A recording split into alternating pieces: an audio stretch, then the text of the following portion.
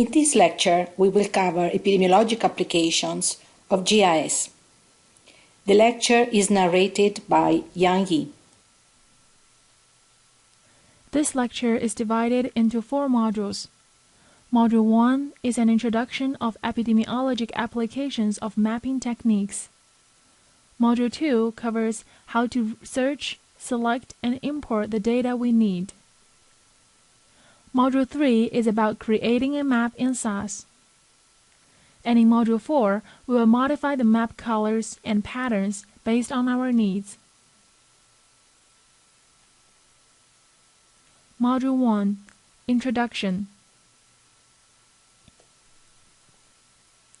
When we are performing data analyses, we may encounter geographic data.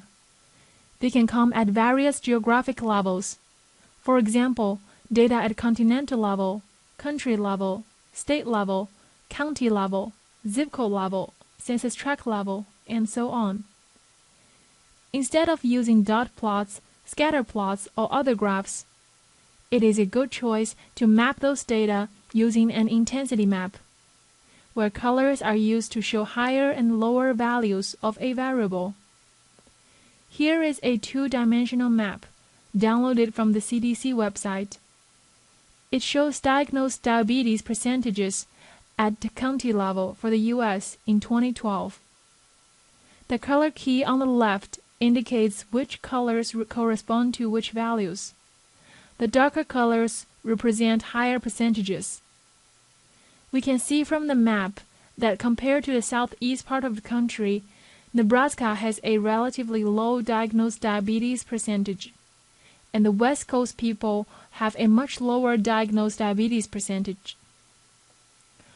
Although the intensity maps are not generally very helpful for getting precise values in any given county, but they are very helpful for seeing geographic trends and generating interesting research questions.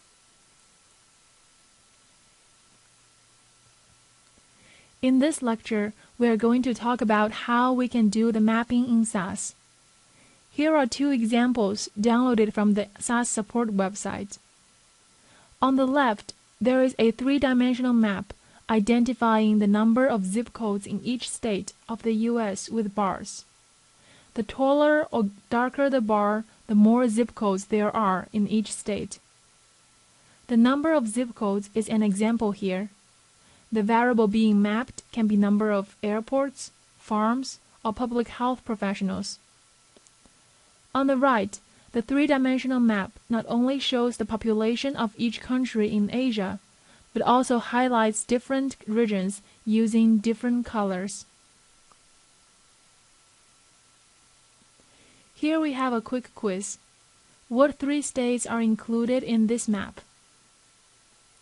The answer is Nebraska, Iowa, and South Dakota. So we have Omaha area here, Nebraska, South Dakota, and Iowa. So it takes some time to learn about mapping in SAS, and this is one of the first maps that I made when I started. If you get something like this, do not be discouraged. It will finally work out. When mapping data in SAS, keep in mind that we always need 2 important datasets, a map dataset and a response dataset. A map dataset is also called shapefile.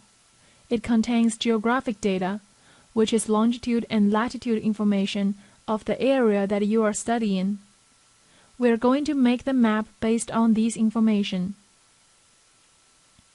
A response dataset contains the variable you are analyzing, and these 2 datasets contain a common variable of the same type and length to match, so that our map can show the geospatial characteristic of the variable we are studying.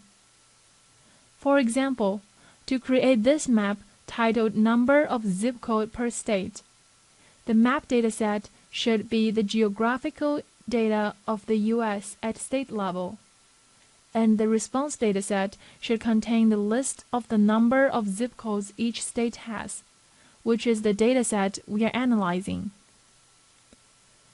The common variable for the 2 datasets to be matched is state. Let's talk more about the map dataset. A map dataset is also called a shapefile. It contains geometric location and associated attribute information, such as longitude and latitude. It is a commonly available type of file used to create maps. If you use ProcPrint to visualize the content of a map dataset, it always includes longitude and latitude information. And we can see from the example here, the lat and long in the dataset represent the geometric information on a globe, and the x and y represent those as on a plain land. The file extension for a shapefile is .shp. Your SAS package contains a large library of map datasets at various levels of world geography. The lowest level for US is county.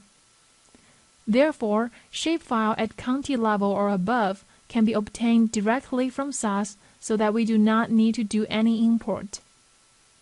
Shapefile are also available from external sources, such as census. Here is an overall flowchart of mapping data in SAS. As we have mentioned, to create a map dataset, and a response dataset are needed. A map dataset can be obtained either from SAS or from external sources, such as census. SAS comes with a large library of updated map datasets that allows a user to create maps at various levels of world geography, from the world, continents, to countries and country subdivisions. When creating maps of the United States, the lowest level of geography provided in the SAS map dataset library is county. If we want to create maps at a lower level, for example, census tract or zip code level, we have to look elsewhere for map dataset. Census is a good source of data with plenty of shapefiles, which we will discuss later.